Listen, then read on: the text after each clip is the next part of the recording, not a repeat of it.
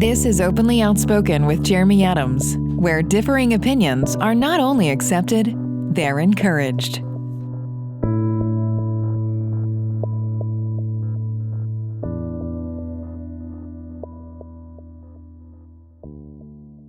I feel like I can look at both of what happened, the BLM riots and the Capitol riots, and I view them as like equally bad from a sense of anytime there's property destruction or trespassing or violence, those people should be criminally prosecuted, like evenly. Like I view it as like the exact same thing. Both sides have their First Amendment right to protest and to be upset and to, say things that are on their mind and share their frustrations. Both sides equally have that right. But yeah, I view the violence on both sides equally bad. What are your thoughts on that? Oh yeah, I don't think it's equally bad at all. I think there's a real distinction between there being a riot and people burning down their corner store and running into Target and grabbing the TV or something, though that's freaking ridiculous. Like, you got to think of like the mindset of someone that's even doing that. Like, what kind of life are they living, right? Probably not amazing. But I think there's a real distinction there between that and then raiding the Capitol building. Like, you have to, like, there's going to be an impact of that gesture for years to come.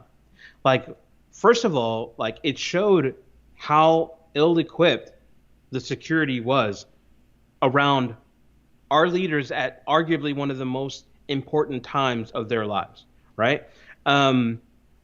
They could have been slaughtered, you know what I mean? And it showed the rest of the world how badly our security is actually set up around those things. Vulnerable. What's to stop? Yeah, vulnerable. Yeah. What's to stop someone a country or that views us as an enemy to send some small force, heavily armed and heavily trained people to go and handle business at a time that they want to? It really wouldn't be that hard. That's a mob. And you could argue that some of those people are maybe ex-military or whatever, but 100 people got arrested. That's good.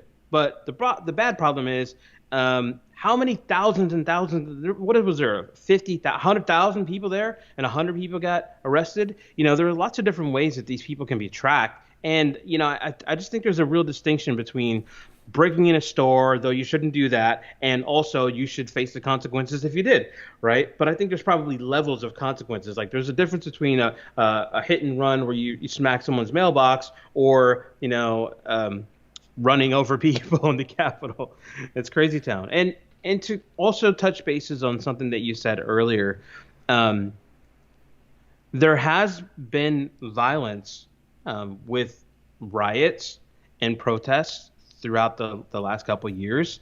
But I do believe that traditionally speaking, how they're perceived and how they're handled are completely different. Like when you look at some of the Black Lives Matter protests, the level of aggression that they have been met with on many, many occasions is completely different than some of the right-wing protests. Like, they're walking around with, automatic rifles and loaded weapons and fully armed gear, and when they're marching in that and rebel flags and all this kind of stuff, and they're not even perceived as a threat.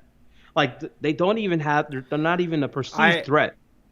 Wouldn't, like, and again, I know there are some cases that back what you're saying, but there's mass amounts of opportunities for video footage and police interactions and stuff across hundreds of protests, right? There was one here, and again, I think there were like something like, I've heard numbers 500,000 total people there. Not everybody invaded the Capitol building. Obviously, not 500,000 people could fit in I never thought about it till just now. Imagine the parking situation for 500,000 people to be. It's probably bad. They probably walked for like 10 miles. Probably not enough porta potties if someone shit their pants, for sure. Yeah, that's probably a logistical nightmare. But I just, like, I would... I'm imagining Woodstock. Yeah. with a bunch of like Oh my God. AR-15s. So yeah, not again similar to, in which we both can agree on, similar to the BLM protests. Probably 99% of people, maybe even higher, but 99% of people were peacefully protesting, exercising their right because they were questioning the validity of our election. I don't actually have a problem with that. And neither we shouldn't, because I don't think, and that's where I do agree Trump was irresponsible. It's one thing for him to say, "Hey, I'm going to do all the due diligence. We're going to have an investigative team working around the clock to make sure that this election was valid and every vote is counted properly. There weren't fraudulent votes. We need to make sure that our democracy always is intact and legitimate." And if that was the verbiage that Trump would say, like I think that could have accomplished the same thing. Maybe even got some more like center and bipartisan support to just like, hey, I do believe that we should just always make sure our democracy is intact. But he would constantly say the election is rigged and constantly say things like that again, not a majority of Republicans, not a majority of his base, not a vast majority, but the handful of extreme that just take everything he says to heart, and it gets them, really, really worked up to the point where crazy shit happens, and that's what it says a lot about how we elect who we call our leaders, and how who we put in place of positions of power. It says a lot. He said the things the way that he said them because he's intentionally inflammatory. And also, I truly believe that, and this isn't, this is my perspective, but I do believe that he feels the way that he's saying these things. So, maybe he's being dishonest, but he's definitely being inflammatory intentionally, right? And so, but he words things in a way that allows him to have some sliding room to back out and say, oh, well, that's not what I meant. Okay, well, other people are understanding it a completely different way, and you're aware that they are understanding it that way. Yeah, it does definitely just show as humans how, we have lots of cults in this world, right? But it does show, like, humans, although we all feel we're independent thinkers, we're really not as much independent thinkers. And again, I would there's examples on the right and left of this. We're obviously talking about the more extreme on the right now, but there's the identity politics, I would say, is something on the left is almost a cult at this point. But like I'm curious. So back to kind of what you're talking about, you view everybody, and I've heard this narrative a lot, and I'm not saying it's incorrect. I just want to just like challenge that statement. Like, is there a possible confirmation bias on your end where it's like every incident you ever see where a black person is treated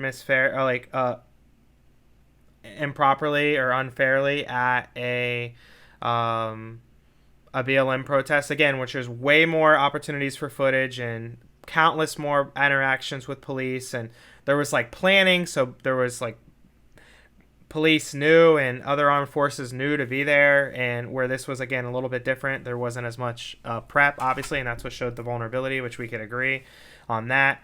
But every time we see a black person being maybe treated more harshly than a white person, is that just for the rest of time going to create a confirmation bias that black people just aren't treated fairly, and No. white people are like, they can just walk around with guns and no one's going to even call them a terrorist? Because I feel like that happens on both sides pretty equally. Like, even remember, I think this was right before George Floyd, when the lockdown started, there were armed people in Michigan, like, we don't want to be locked down, and they went to the governor's office, like, armed, and like the left called those people basically terrorists, you know what I mean? And they were obviously, I believe Michigan, you're allowed to open carry, so they weren't breaking any laws. But I do see it's like it's almost the same to me on both sides. Like I feel like there's hypocrisy and an amazing amount of hypocrisy on both sides, and I'm curious, like if you think there's a possible confirmation bias on your end, where it's just like anytime you see this, or like what you just said earlier, like these white people were just treated completely differently, and I don't know if that's necessarily true. It could be. Like again, they made it home, bro. But tons of people from BLM protests made it home in riots. Like why? Because they didn't raid the Capitol. But there were cases where they raided other government buildings, police stations, and things like that. Maybe it's not the federal Capitol, but there were still government-owned buildings. Federal Capitol in D.C. Like it literally is the mecca of all of our leadership. You know, I think it really says something about our security here. To answer your question, though, and I'm not trying to cut you there, do I think that there's going to be confirmation bias? Maybe. I'm not without fault, and I don't think anyone's like without fault. But I'm not looking for confirmation bias. I think where there's a real difference is that Black and brown people in this country are battling against almost a lifelong narrative that Black is bad, white is good. And it has existed in our books, or stories haven't existed in our books. It's existed in our music, it's existed in movies and how we're portrayed. Like, so there's this inherent narrative that Black people are dangerous and will harm you and will do certain things, or are underhanded and nefarious and all these kinds of like negative terms. This, for most people, is the filter of how they see us, and how they see white people is completely different. White is right, white is great, you know, you guys are smart, you're clean, you're well-intended, you're going to go to college, you have together families and all these kinds of things. So like the average person is not viewing you the same way that they would view me. Now we know that, you know, just from our personal conversations that, you know, I came from like a pretty rugged background and then went into the Marine Corps. I know that you came from a pretty rugged background on the other side of the tracks. You know, we're coming from these different areas, but how the world is going to view the two of us, completely different.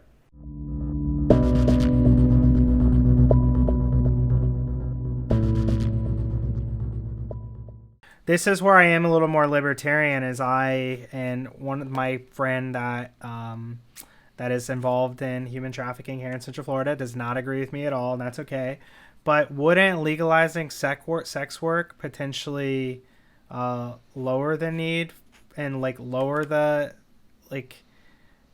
need for human trafficking if there was a regulated, legalized place for people to, like, obviously they'd have to be of age and age of consent and stuff like that. So I don't know if it would fix like really young, nasty stuff, but wouldn't legalizing sex work like actually help with the human trafficking issue if there was a legal place where the women were protected to like whatever these men want? That's definitely the argument that I'm hearing, which a lot of people are posing, that, hey, if we decriminalize this industry, those who are trafficked and those in prostitution will be able to have a safer environment, and we're going to be able to detect those who are victims. However, I would take the opposite stance and say, well, I've looked at some studies and found that in countries where prostitution has been legalized, they found that the demand for those trafficked has also increased. When assessing prostitution as a whole, most women don't want to be there. Over 80% of them have experienced rape, sexual abuse, and things of that sort. Most people in prostitution don't want to be there. So we're going to be decriminalizing an area where people are exploited time and time again, and women have expressed, and through countless research studies, we found that this is a cycle of abuse within itself. If people want to conduct themselves in that manner, you can't always stop them, right? And the law is not always going to stop them. But it would be a shame to decriminalize something that we know is causing a cycle of abuse and potentially going to increase the demand for those trafficked. That's where I would land on the issue. But again, like you said, there's an argument to be made for both. Yeah, I look at sex work laws and drug laws are very complicated because I think we both can agree laws really don't do much to prevent it. Like, laws don't seem to be the solution. Like drug drug use rates and like consumption of cocaine and opioids and things like that are like at an all-time high in the US, and we have a war against drugs. Like obviously the war against drugs is a failure to say the least, and that's how I kind of look at sex work too. It's not decriminalizing it, isn't necessarily saying, hey, like everybody should just hire prostitutes, and like I still think we can like educate people about certain things, and but it's just, you know, if there was a place for women, like this business is going to happen whether we make it legal or illegal. It's going to happen till the end of human civilization. So we can, you know, protect these women, give them health care, have security guards in case things get out of hands. I mean, really, really, not that it would, you know, prevent bad things from happening. It couldn't be perfect, but I feel like it has to be better than what's going on now, which is just like a black market of this, you know. So what you're talking about is the trafficking portion, which is more involuntary, but there's obviously a huge business of just voluntary stuff as well. So that's more of what I was referring to, is there is a demand from these men. And are you a Jordan Peterson fan? I am, yes. So have you heard him talk about incels? No, I haven't. So you would like this then. You should look into this, because I would just challenge. Jordan Peterson's theory is there's like 10% of men out there, involuntary celibates, that's what incels stand for, that just can't get laid. This 10% of men, they're just like the lowest of the food chain in regards to they're not attractive, they lack confidence, they're just weird, they're just creeps. They just can't, that 10%, no matter what. And I feel like girls can sense these guys too. They can just look at them and be like, there's no chance in a million years I would have any interest in this guy, right? So there's 10% rough, that's his, you know, estimate, what I seem to agree with. Which, by the way, there's a lot of correlation between like serial killers and mass shooters and them not being them being incels, by the way.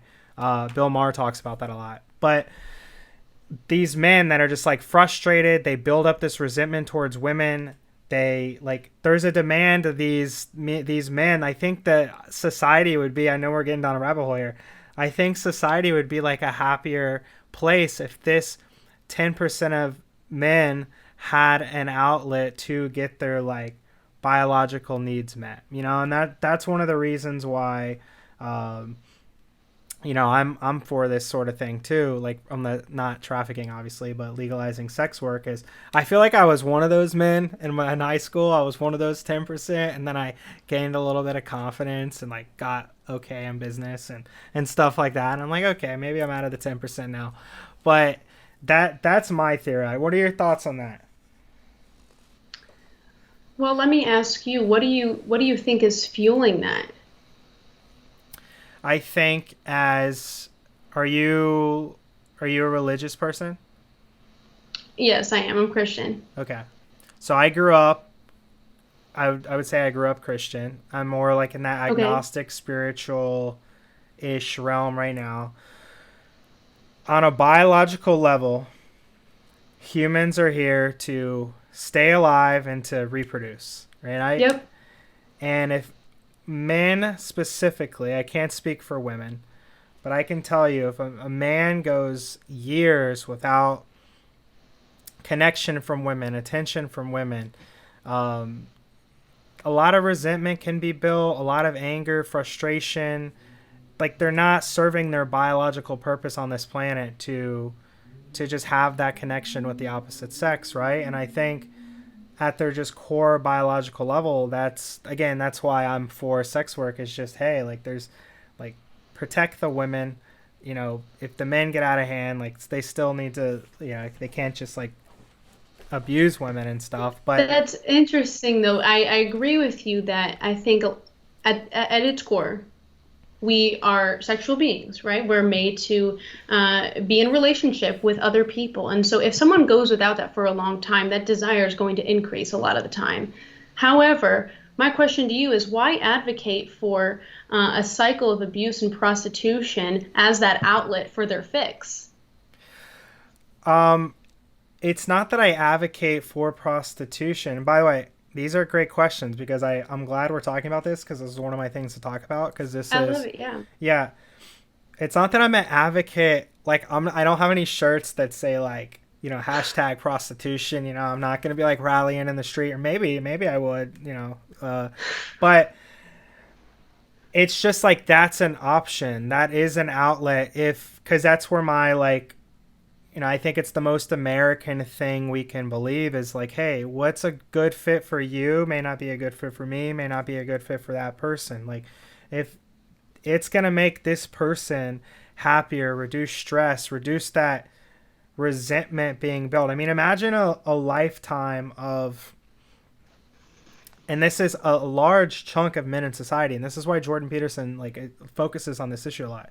A lifetime of being called a creep, or women not taking seriously, you know, going into 20s, 30s, and 40s, like never really having like a sexual partner that like, you know, you didn't pay for, or, you know, like stuff like that. Like a lot of resentment can be built for these men. And there's one part of it to say, and Jordan Peterson talks about this too, there's things in your life you can do to be a more desirable man, of course. But that's unfortunately just not how humans work. I mean, like I like talked about it on a couple episodes. Like we can say, hey, a lot of less people will die of COVID if we just focus on our health. But that's not how humans work. We just want a vaccine. We don't want to like, you know, a lot of us like exercise and eating healthier. No, that's stupid. I just want a vaccine, right? Like I feel like it's unrealistic expectation. Humans just want the easy fix, right? And Isn't that the easy fix though? Just saying, oh, because they're screwed up and because they've dealt with this, just prostitution should stay legalized. We can hand them over to that. Isn't that the same thing as just saying, as with your example about not eating health, you know, taking the vaccine over choosing a healthier lifestyle? Isn't that a same parallel? I'm saying it is. That's my point. Is humans subconsciously just want, or even just vocally just want the easy solution. I just don't. Unfortunately, that's just how humans are wired. We're here to reproduce and be safe, and we want the easy solution for shit. Like that's just human DNA. How can I like get rich quick schemes? There's a reason that they're so successful, and still to this day they do really well. Like humans want the immediate gratification. So I am one to believe, if done properly and the women were protected, legalizing sex work, decriminalizing, legalizing. I want to be very clear, not like promoting it and rallying in the streets. And I'm thinking like we should celebrate, like everybody like hire a prostitute. Like that's not what I'm promoting per se. But if it's a fit for this, you know, this guy that is frustrated and like lonely and feeling resentment and hate, like take that out on an exploited women. That's not exploited women. This is voluntary. The woman, this is most people that are in prostitution don't want to be there. But it happens. It's gonna happen. Like the business goes on, whether like it's legal or not. Is more of my point. So, and I don't know that most of them don't want to be there. Maybe that is the case. I don't know the data on that. But if they're, again, very American viewpoint, if both parties are consenting to make this decision, it's, you know, waivers can be signed, security can be there, like tests can be taken to make sure things are safe. I mean, we can make this safe, right? I think it would actually help tremendously with trafficking, at least on the sex exploitation side. I hear that. Let me ask you this, though. This will be my last question to you. But a lot of times, victims of human trafficking nowadays are charged with prostitution. They're charged with the crimes of their trafficker, and they aren't seen as a victim. Being in prostitution, those trafficking victims, if someone were to have a prostitute now or think that they were paying for sex from a prostitute, what do you do when these trafficking victims are caught in that cycle?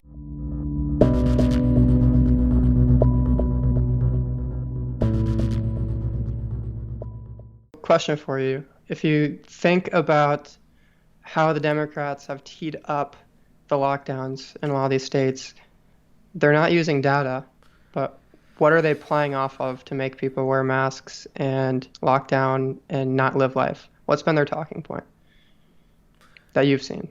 I mean, a lot of them, but it's to protect people, right? It's an entire emotional play. It's an entire, literally, it's the right thing to do, protect people, but yet they've backed these claims up with zero evidence, but people take them as fact.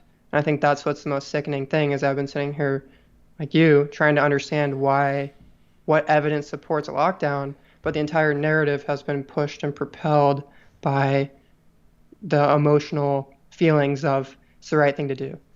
So I think that's been part of the problem is people haven't been using science and data to really understand the lockdowns or understand the destruction it's having to small businesses. And masks are a whole nother conversation, but it's nasty. The Democratic Party, which is allegedly the party of the people, the wealthiest people got wealthier because of Democratic policy. And no one can deny that. Like now Elizabeth Warren's like, we need a wealth tax for all these billionaires that generate all this wealth. It's like, that wouldn't even need to be a thing if you wouldn't have just forced people they could only shop at Walmart, Home Depot, and Amazon for the last year.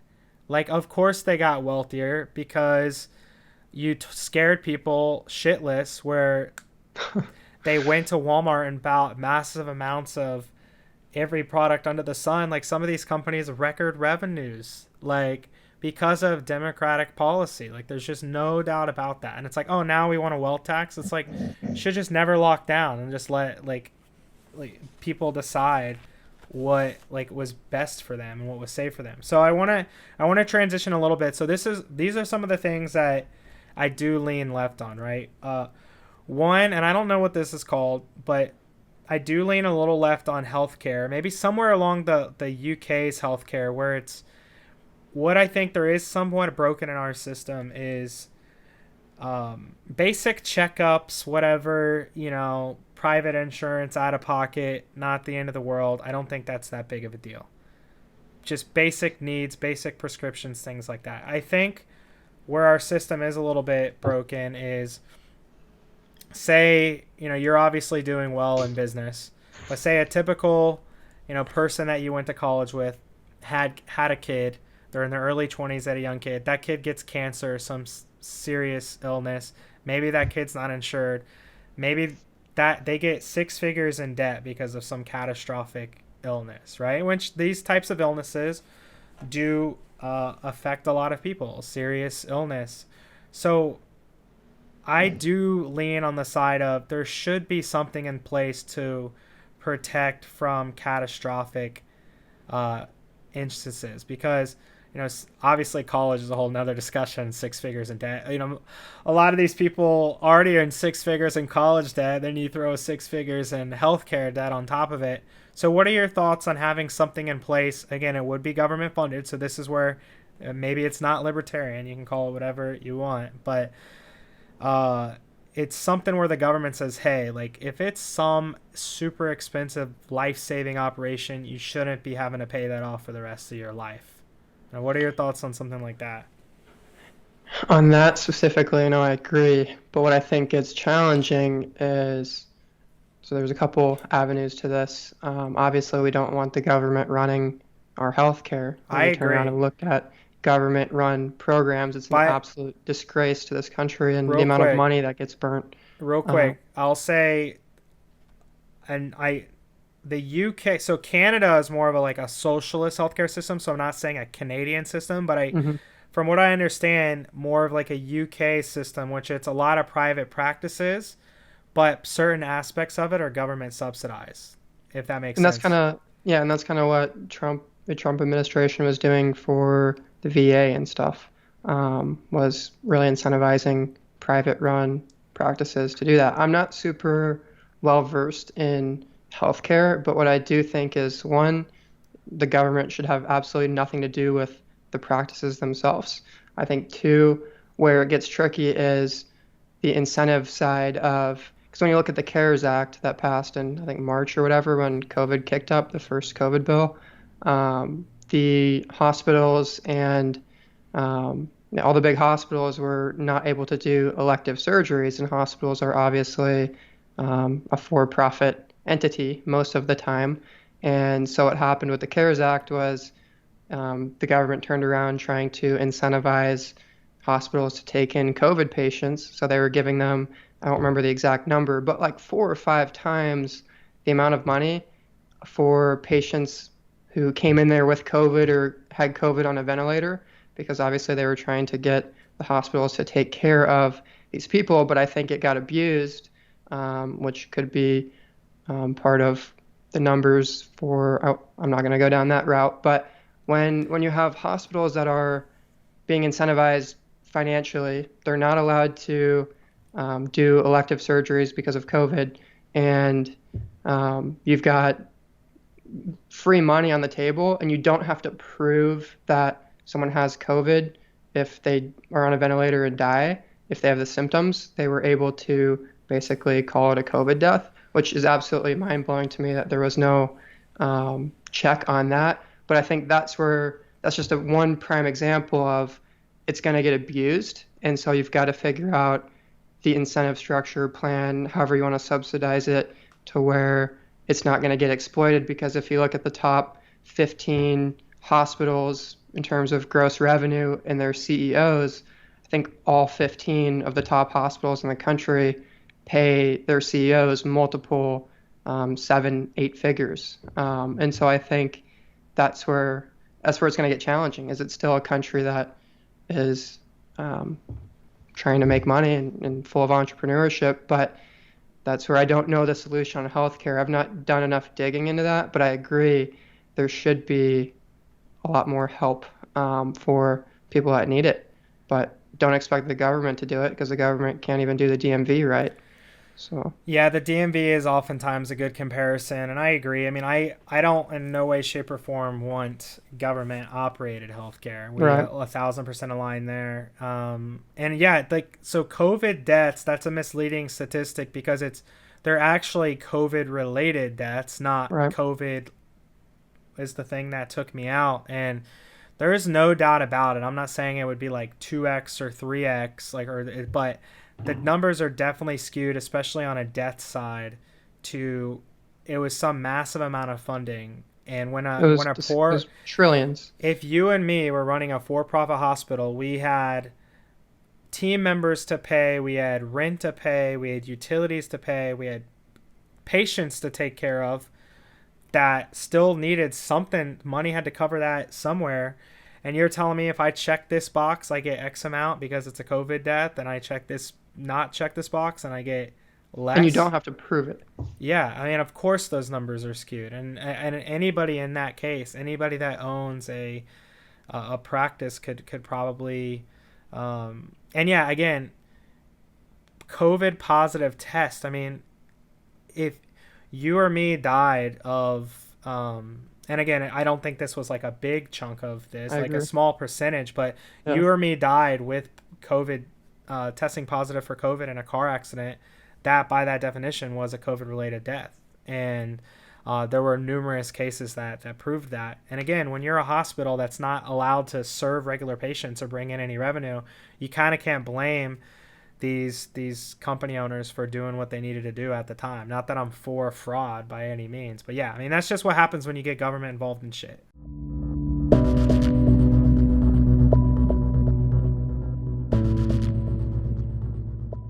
How do you feel you've been accepted or not accepted in the religious community? You know, that's been somewhat dicey. I can say that I have gotten a lot of love and acceptance, more so than I think the average person would believe or understand. You know, it kind of goes back to that principle of they don't have to necessarily believe in it. And I have a pastor who actually brought me out of a really bad depression in college when I was figuring things out, and I started to think about, you know, am I actually gay? Do I come out? What do I do? I was in this, you know, experimental phase, and it was very closeted and secret. And I was also in a Christian sorority. And so it was a very hard place to be. And I had to reconcile my faith and obedience to God and what that meant to me and my relationship with Christ and moving forward as a Christian in the world, but also understanding that this isn't just a phase, it's not an experiment, and it's not going away. and how do I find happiness, and how do I approach the Christian community with that. And it's not like I just show up in a room and say, hey guys, I'm gay, what's up? I don't go to church, wearing a pride flag or a pin or anything on my lapel. But community is community. People know, and I've encountered a lot of acceptance, love. I've talked about things in my small group, and I had a pastor, like I said, in college who helped me get through that and kind of find that comfort, and maybe view things a different way than I did growing up.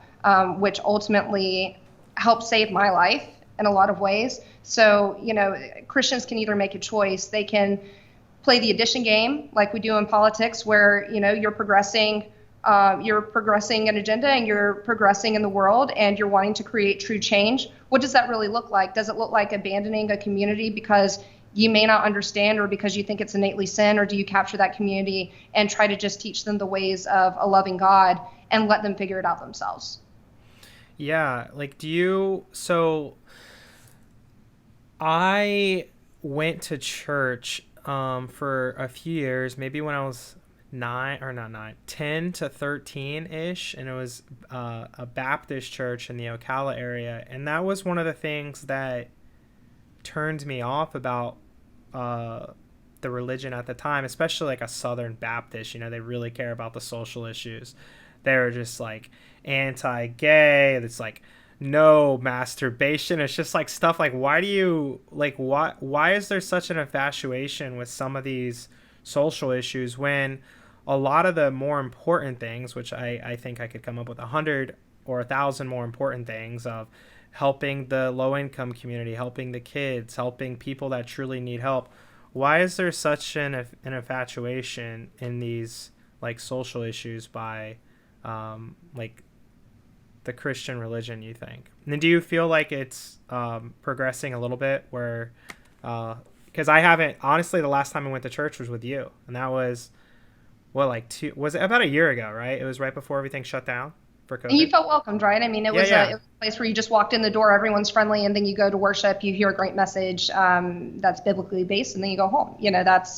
Or you serve after, whatever you choose to do, but you felt welcomed, right? Yeah, everybody was super friendly. That was my feedback because I shared with a few people. If you just take all of the content aside, like everything that's coming out of people's mouth, and you just based it off the energy, the welcoming energy, the community, the friendliness, I loved it. It was just because it was kind of new to me, or not as fresh because I haven't been to church in a long time, and I just, I have my own viewpoints too. Like certain things that were discussed were just maybe I didn't completely align with, or maybe like I just happened to go on a day where everybody was getting baptized, so that was like a great first day to go back in 10 years. I was like, wow, okay, we're going all out on my first day back at a church. But from an energy and welcoming standpoint, yeah, everybody was unbelievably friendly. And that, even though I don't identify religious, I do strongly believe, especially during the lockdowns and stuff, I was very for letting people go to church because that community is so important.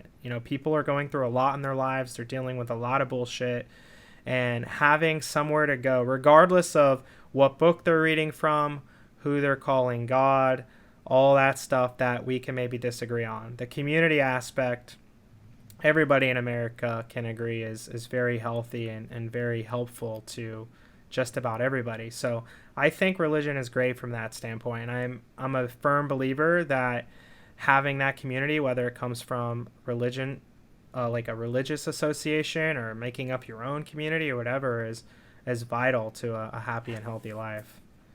I agree 100%. To answer some of your questions about why the community has an infatuation. One, I think that there are, unfortunately, a lot of broad generalizations. And we see that in every community. We see that in perspectives on what a conservative is, what a liberal is. Any social issue, you're going to have extreme on both sides. black and white, both sides. And then you'll have that sort of middle area where people just stay quiet, you know. And unfortunately, it's the loudest voices that are heard. And I say unfortunately because when you're presenting Christ in the world, and I'm not perfect, and I can't speak with authority on any issue on how every Christian is, how they show up, how they represent Christ, and what they believe biblically. I mean, I am a Christian who looks at Leviticus and says, you know, that's the Old Testament. There are other people who say, no, the Bible is the Bible through and through, and you can't cherry pick verses. I mean, you know, it gets really dicey when you're trying to generalize for a community, but I think that that's where we've lost a lot of the room for discourse, a lot of the room to understand one another, is because everyone is so infatuated with not necessarily like what's a Christian, but just being right in their own beliefs. I think it's a societal issue that we're combating right now.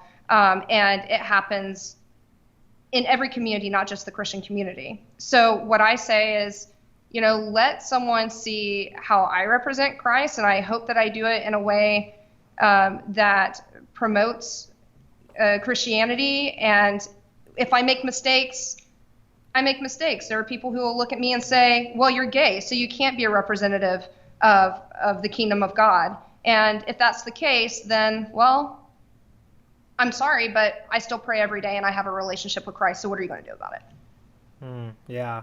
And I will say, and by the way, this is, I feel like as a country, we have to start agreeing that this viewpoint is okay, not that everybody should think a certain way. And that's, I have some Christian friends that are, hey, I believe in traditional marriage between a man and a woman. With that being said, I know we're in a free country and I respect people's right to be able to do whatever they want to do. Right. And I would hope that I could sit down and have dinner with that person and be fine and just not talk about my sexuality if it makes them uncomfortable. Well, yeah, I mean, that would be great. I think just having dinner with people you don't see eye to eye with is okay. A friend of mine actually just sent me some quote about like true intelligence as the ability to sit down with people you don't agree with and just kind of like laugh about those disagreements, right? So, and I think too, there is this accountability measure. So, you know, biblical teachings will say, hold your neighbor accountable. Love your neighbor first, but also hold them accountable. You know, hey brother, like maybe you shouldn't have done that, you know, but also there's a part of me who, much like you, mind your own business. Like, yeah. I don't, it's a struggle. And I think everyone, once again, I think it's a spectrum.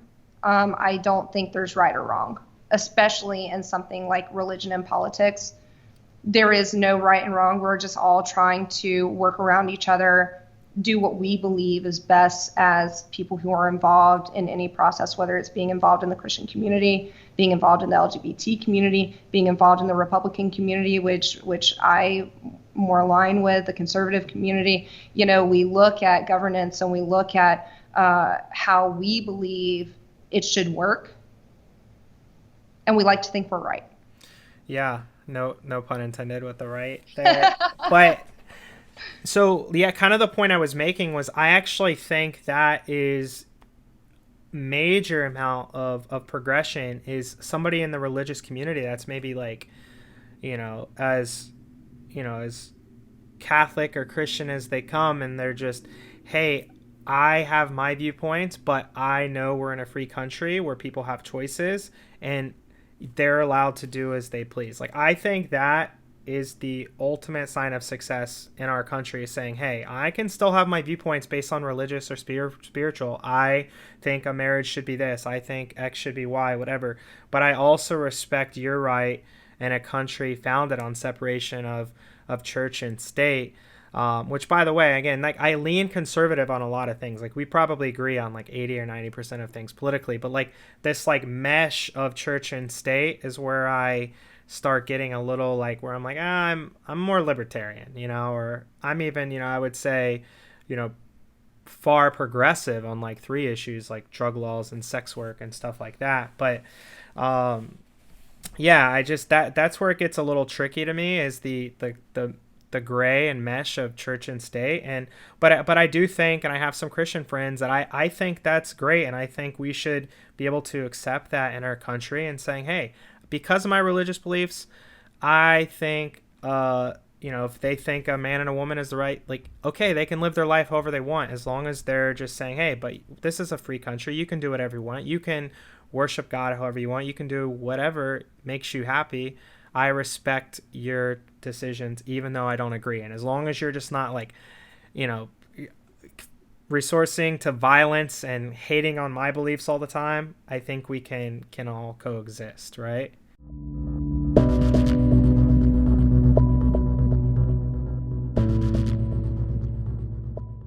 I believe that outside of a physical ailment, whether that's a physical, mind ailment or body ailment, the single worst thing that can happen to a human being is to be born rich.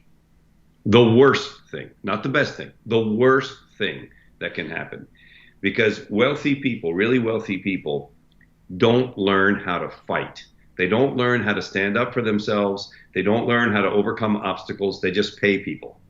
And I'm not even kidding. It's like, oh no, somebody will handle that. Call the lawyer, call the accountant, call the fixer person, call somebody, get rid of that problem. I don't need to have to deal with it myself.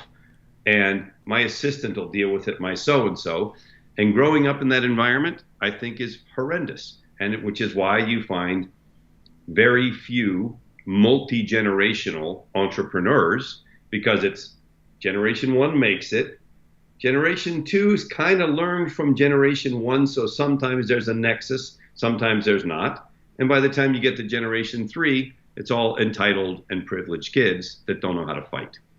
And to me, while this may sound silly, you don't find a lot of wealthy people who are professional athletes, for example, unless it's polo, right? Why? Because you have to fight to be a professional athlete. You got to try really hard. You got to be willing to fail all over the place. And I really believe that being born rich is among the single worst things that could ever happen to a person in terms of becoming happy. Yeah, that's interesting, because I have heard before that statistically, people that work paycheck to paycheck are happier than wealthy people, because that gives a sense of purpose. Yeah. No, I mean, to me, it's crazy to think that there are people out there who don't have to work, who can just kind of be and hang out. And you'd think, oh, well, they can just do happy things all day long. Really?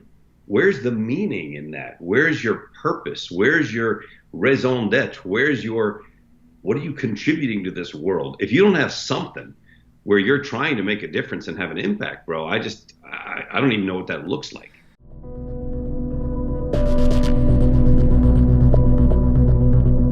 Thank you for listening to Openly Outspoken with Jeremy Adams.